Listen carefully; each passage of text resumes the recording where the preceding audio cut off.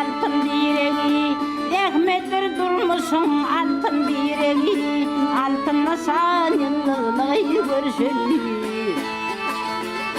Rahmetke sen açık bolur yüreği, açık yürek gülüğü görüşeli.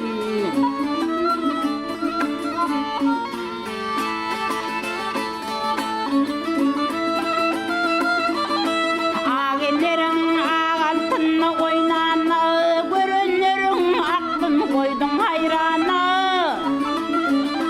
Rahmet olsun o san meydanı, güler yüzlü gül nurlu görüşeli.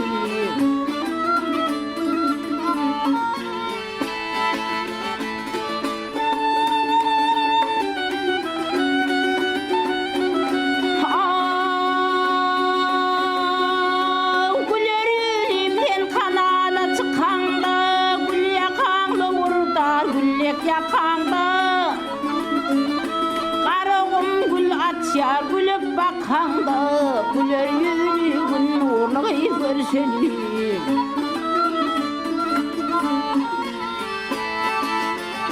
Gül şöhre nurunu dünya saçanlı pakta çıgıylarımız iyisi geçenli.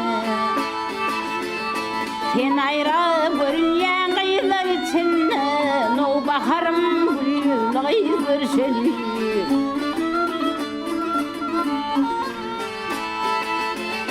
Sen ayra görünyen gıylar içinli no baharım gülüğü görüşeli. Açık yürek sınırlığı görüşeli.